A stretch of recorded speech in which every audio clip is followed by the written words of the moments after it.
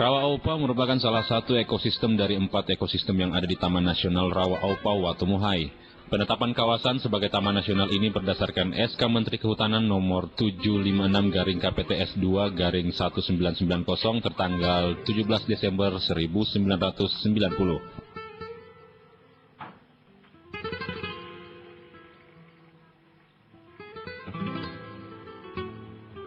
Sebelum menjadi Taman Nasional, kawasan ini merupakan hasil merger dari Taman Burung Gunung Watumohai dan Suaka Marga Satwa Rawa Aupa.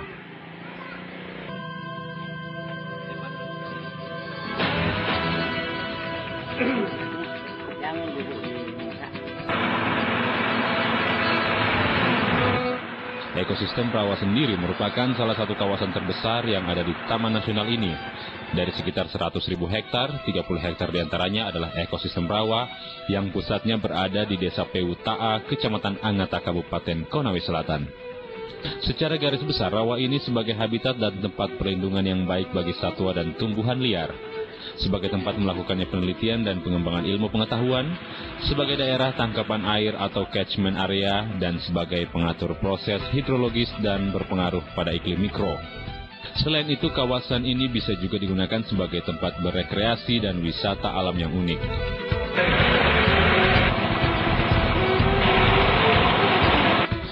Kondisi alam Rawa Aupa yang masih alami dengan luas kawasan sekitar 30 hektar ternyata menjadi surga bagi ratusan jenis burung.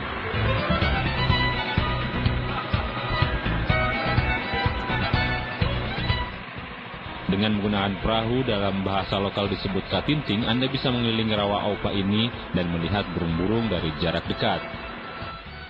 Sepanjang jalan terlihat hamparan bunga teratai yang indah dan berbagai tumbuhan liar yang sudah jarang ditemui. Untuk melihat burung keluar dari sarangnya, perjalanan harus dilakukan pada saat pagi hari atau sore hari.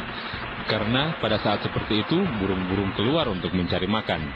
Di Taman Nasional Rawa Aupa, sedikitnya tercatat ada 155 jenis burung, 32 jenis diantaranya tergolong langka, dan 37 jenis tergolong endemik. Burung-burung tersebut diantaranya maleo, bangau tongtong, bangau sandang lawe, raja udang kalung putih, dan kakatua putih besar. Ada juga jenis burung endemik Sulawesi, yaitu burung kacamata Sulawesi. Keberadaan burung ini sudah mulai jarang terlihat karena keberadaannya sudah mulai langka. Ada juga berbagai hewan liar yang cukup berbahaya, seperti ular dan buaya. Karena di Rawa Aupa ini banyak terdapat ikan yang merupakan sumber makanan yang cukup melimpah untuk berbagai jenis satwa tersebut. Di sini ada burung-burung rawa, ya, buaya juga ada, itu, ya, biawak juga ada. Tempat Jawa sini. Ancamannya biasanya kadang-kadang masyarakat pasang racun. Nah, seperti tahun lalu itu, wah, itu pasang racun memang agak gencar juga, sehingga kita juga kesulitan memantau mereka, karena mereka itu aktivitasnya biasa malam hari begitu.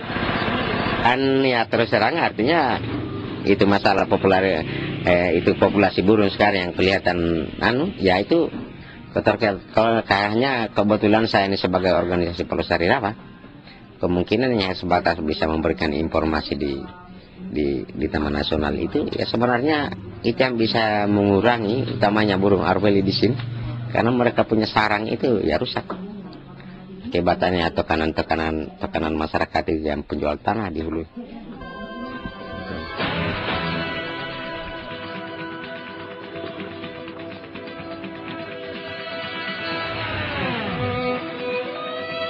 Keberadaan rawa ini ternyata membawa manfaat yang cukup besar pada masyarakat.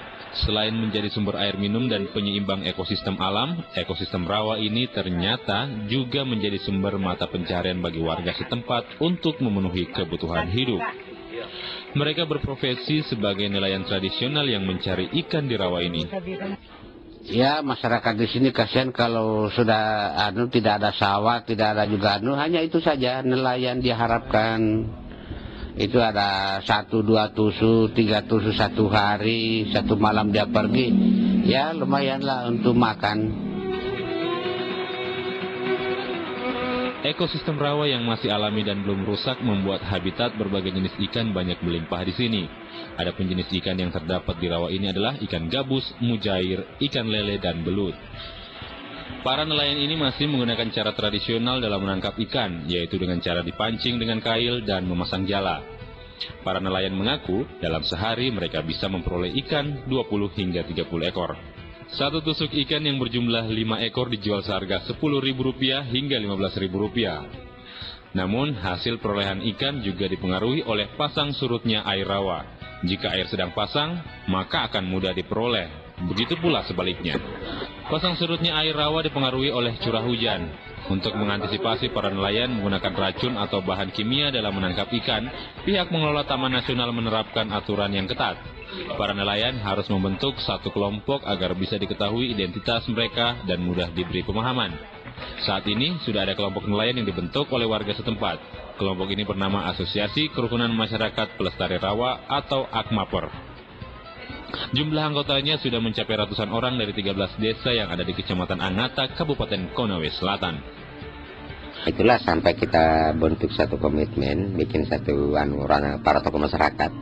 Kita bentuk Asosiasi Kerukunan Masyarakat Pelestari Rawa, khusus sasaran kita itu membina kelompok nelayan, artinya harus mereka melakukan aktivitas kegiatan menangkap ikan dengan sistem ramah lingkungan. Jangan merusak lingkungan, jangan menggunakan pestisida. Apalagi kaitannya dengan Taman Nasional Rawa Aupa ini. Jadi rawa itu selain dari Taman Nasional kita punya kebanggaan di daerah Sulawesi Tenggara juga ini punya Taman Nasional Rawa yang bisa dikenal sampai di luar negeri. Itu popularitasnya rawa ini banyak sekali sumber kehidupan masyarakatnya yang bisa dinikmati dalamnya. Namun, yang menjadi ancaman berlangsungnya satwa di sini adalah adanya perburuan liar yang dilakukan oleh oknum masyarakat. Pengawasan yang dilakukan oleh petugas Taman Nasional juga dinilai masih kurang karena keterbatasan personil. Untuk menjaga kawasan Rawa Aupa yang luasnya sekitar 30.000 hektar, petugas yang ada hanya berjumlah 10 orang. Tidak hanya itu, adanya surat keputusan bersama dua menteri, yakni Menteri Pertambangan dan Energi serta Kehutanan yang memperbolehkan merubah kawasan cagar alam menjadi lokasi pertambangan jika sebelumnya terdapat aktivitas pertambangan, ternyata menjadi ancaman lain keberlangsungan ekosistem cagar alam. Tidak hanya di Taman Nasional Rawa Aupa, tapi juga taman nasional yang ada di daerah lain. Perlu kesadaran dari berbagai pihak untuk mengkaji kembali berbagai kebijakan yang bisa merusak ekosistem cagar alam. Walaupun berdalih untuk meningkatkan perekonomian masyarakat, namun keberlangsungan cagar alam bisa membawa manfaat yang lebih besar lagi. Tidak hanya untuk masa kini, tapi untuk masa depan anak cucu kita.